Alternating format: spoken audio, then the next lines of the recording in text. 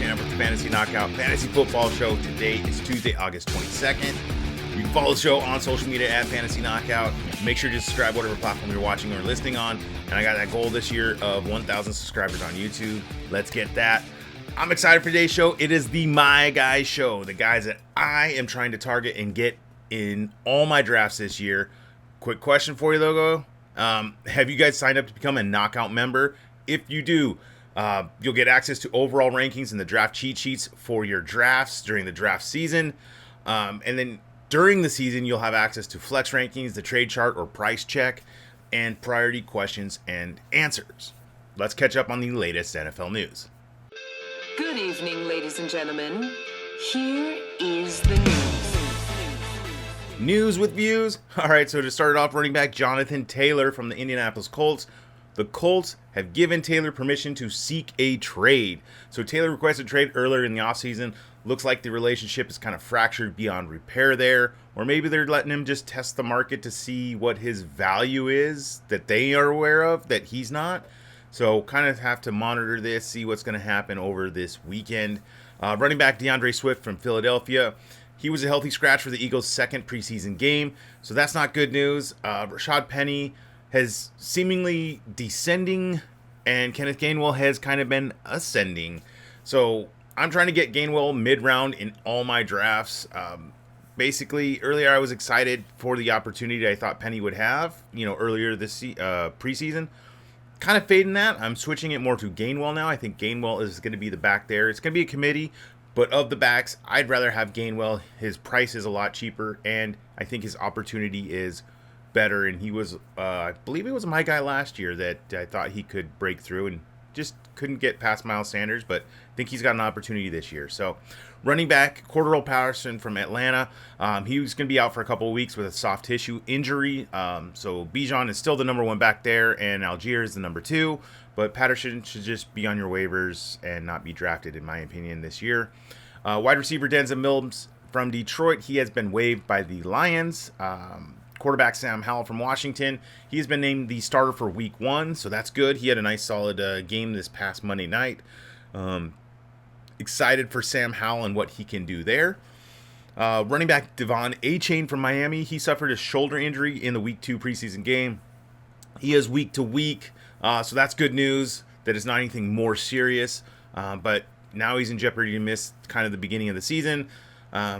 So hopefully he can get back on the field there and be that electric running back that we are hoping he can emerge there as the number one back for Miami. Running back Josh Jacobs from the Raiders. So via multiple league sources, reports that Jacobs is expected to report back before week 1. So glad to hear that, but I still want to see it. And then on the other side of that, running back Zamir White. He's the backup right now, but he's going to be taking on running back 1 as long as Jacobs is away. So late in drafts, I'm drafting Zamir until I know Jacobs is back and signed as just an insurance policy. Or if you do take Jacobs, try to get Zamir just in case he does miss week 1. Wide receiver Cooper Kupp from the Rams. He is to resume practicing this week with his hamstring injury, so that's good news. He'll be back. So wide receiver Terry McLaurin from Washington, he was taken to the locker room in the second quarter of the preseason game for, I believe, a toe injury. The MRI revealed no significant injury to his toe, which is good, and they're expecting him to be ready for week 1. And then last is wide receiver Jackson Smith-Njigba from Seattle. He's going to go undergo wrist surgery. He injured his wrist on a near touchdown during the preseason game, and they're hopeful that he'll be ready to go for week 1. So this is kind of a bummer. Main event.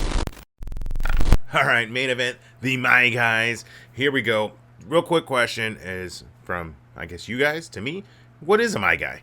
So it's more than just someone I think is going to be good for fantasy. We're talking about the players that you just can't stop drafting, players who could crush their draft capital and send you on your way to become a knockout champion. These players often come with risk, but you just believe in them in your core. It's players you're tying your fantasy fortunes to or your reputation to, and these are the ones I'm going to hang my hat on. So here are my 2023 My Guys. I couldn't do that. Could you do that? How can they do that? Who are those guys? These are my guys, and they are solid. All right, to start it off, it's quarterback Justin Herbert from the Los Angeles Chargers.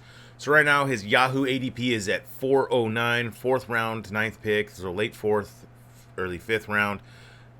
They have him ranked as a quarterback 7. My rank is quarterback 6, so not a lot of disparity there, but I think Herbert can level up this year. So Justin Herbert has abundant arm talent and the mobility to add rushing value.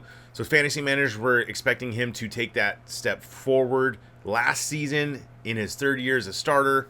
Instead, Herbert took a step backwards with a significant declines in his yardage per game, yardage per attempt, and touchdown rate. He ran for only 147 yards and didn't have a single touchdown run. In his defense, he gutted it out through a rib cartilage fracture sustained in an early season Thursday night game against the Chiefs. And Herbert's top 2 receivers in Keenan Allen and Mike Williams, they both missed time with injuries last year. So the Chargers, they've moved on from their offensive coordinator, Joe Lombardi, replacing him with Kellen Moore. Herbert remains one of the tooliest quarterbacks in the league and will likely produce a much improved fantasy numbers this year. All right, my next quarterback, my guy, is quarterback Justin Fields from the Chicago Bears. So his Yahoo ADP right now is at 412, similar to Herbert.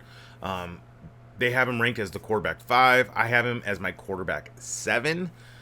So what a ride it was for Fields last year. The Bears came out sluggish and utterly embarrassing for fantasy, and then the team just kind of had this drastic switch in this approach in week 6. From that moment on, he averaged 24.8 fantasy points per game, and offensive coordinator Luke Getsy, he decided to utilize more and more designed run calls. So his rushing numbers were historic. He averaged 7.1 yards per carry, which was highest in the NFL, and the most quarterback scrambles of all time. He tied Lamar Jackson for the most games of 7 of 80-plus yard rushing yards in a season. The upside is immense, and after adding wide receiver DJ Moore to the mix, Fields can be a top 5 quarterback. All right, my first running back, my guy, it's going to be running back James Cook from the Buffalo Bills. So his Yahoo ADP is at 612, late 6th round, early 7th round. He is ranked RB25 on Yahoo. My rank is RB24, pretty similar, but I think his upside is just immense. So the Bills curiously spent a 2nd-round pick on Cook last year. Efficiency-wise, he was solid at averaging 6.2 yards per touch, the 6th best by a rookie running back over the last decade. The biggest question is what kind of workload will this team give with Damian Harris in the mix? He surpassed 12 touches just once on the year last year and found the end zone 3 times. With Josh Allen commanding the goal line role and Damian Harris kind of being in the mix of the short yardage back, Cook's fantasy success rate, it rests on his ability to catch 50-plus balls and hit a couple long touchdown runs. He's more of a flex type to start the year, but he could finish in the next tier of running backs. I like Cook's value where you're getting him, and he could be a solid running back 2 for your team. All right, my next running back is Bijan Robinson from Atlanta. His Yahoo ADP is at 107. They have him ranked as RB4. My rank is RB5. So if you're in that mid to late round draft spot, I'm trying to grab Bijan. I like his value a lot this year. I think he's going to be an exciting and fun player to own or have on your team. So most of us peaked in high school in terms of our athletic prowess. Some of us just couldn't run the mile. Most of us are mere mortals, and others, well, they were just born to play football like Bijan. One of the most talented and happiest running backs to come into the NFL in a while. Bijan is all the rage in fantasy football this year. His production at Texas was off the charts, and the draft capital spent by the Falcons with the 8th overall pick says that they will be giving him every opportunity to be a high-usage running back on a run-first team. It's the stuff fantasy football dreams are just made of, and he's worthy of that late first-round pick, and the hype is real. All right, my first receiver, my guy receiver, is going to be wide receiver JaMarr Chase from the Cincinnati Bengals. His Yahoo ADP is at 106, so that mid-round. They have him as wide receiver 2. My rank is wide receiver 2 as well. If I have that first pick, the 101, I will bypass CMC and Eckler and Jefferson. I'm going Chase all the way this year. Chase led all wide receivers in the red zone targets per game, which was 28 in 14 games played, and expected points per game of 16.4. So therefore, he's an extremely strong bet to finish as the number 1 in red zone targets and receiving touchdowns this year. His 22 receiving touchdowns through his first 2 seasons are the most by any wide receiver since Odell Beckham Jr. In the games that Chase was healthy last year, he also posted a superior target share of 30% versus 28%. An identical air yards share was 39% to Jefferson. All things being considered, Chase also has a quarterback that could easily throw for 50 touchdowns. So Kirk Cousins, he just probably won't toss 40 touchdowns in his lifetime. My next receiver is going to be Chris Olave from the New Orleans Saints. His Yahoo ADP is at 307. They have him at wide receiver 12. My rank is wide receiver 12. And yes, I am trying to grab him in that early third round there. I love the value of Olave. I think he's going to break out. Chris Olave ended his strong rookie season 8th in total air yards with 1,531 yards, while commanding a 25% target share and 10th ranked air yard share of 38%. He was the wide receiver 26 in points per game with 11.0. He was 6th in yards per route run with 2.42, and 8th in target rate per route run with 28%. One of the most efficient seasons we've ever seen from a rookie wide receiver. His downfield skill set and per route efficiency will get, it will gel extremely well with the new quarterback Derek Carr there.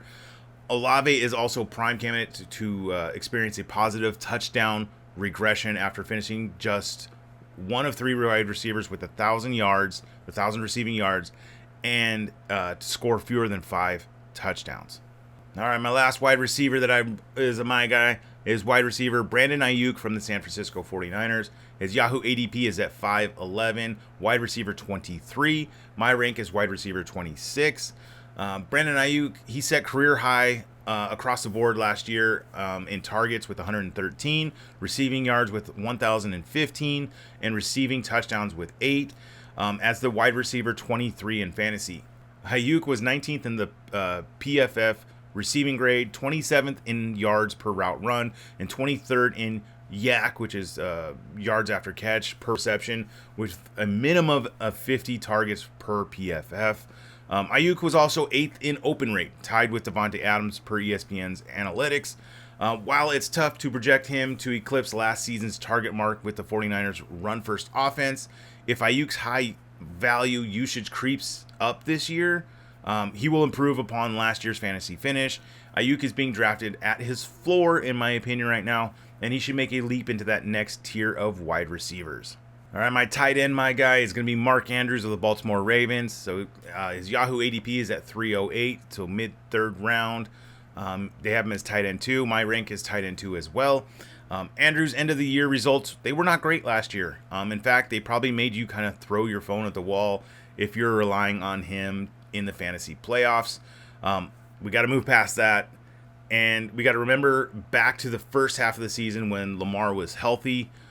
From weeks 1 through 6, Andrews averaged 15.9 points per game as a tight end 2, which would have made him a top 12 fantasy wide receiver in that sample. His target completion technically got tougher in 2023 with OBJ and Zay Flowers on the roster, but Andrews is the offense's wide receiver number 1 until he's not. Apart from Kelsey, he's the only other true difference maker at the tight end position. All right, then I had some honorable mention guys that were close. I just couldn't get them to make that full leap into the trusted my guys, but I wanted to bring them up because I'm still trying to target a lot of these guys in my drafts. Quarterback Lamar Jackson from Baltimore. Some other receivers I really like this year is Drake London from Atlanta. Love the talent there. Jahan Dotson from Washington. Getting him everywhere right now. Wide receiver Jordan Addison from Minnesota. I like his value as for a rookie receiver. Running backs is Javonte Williams. I think he from Denver. He bounces back this year from recovering from his knee injury. Also mentioned Kenneth Gainwell earlier in the news. I like Gainwell, grabbing him as much as I can as well. Tight end Darren Waller from the New York Giants. So if I miss out on Andrews, I'm taking Waller in like that 5th, 6th round. I think he can level up this year and finish in the top 5 tight ends. The other tight end late guy that I'm going is Pat Freiermuth. from Pittsburgh, the Muth. Always been a fan of him from his rookie season. Last year, he did all right, just didn't have the touchdowns. I think that he gets that positive touchdown regression, bounces back, and has another solid season. Well, that's going to wrap it up for today. The next show is going to be a mock draft. I'll show you, you'll see a lot of these guys on my team probably, but we'll show you how I draft. Don't know where we're drafting from, but it'll be fun, so tune into that. Thank you for listening to the show. Make sure to subscribe, whatever platform you're on. Please leave that rating and review. It really helps me out. All right, until next time, see ya.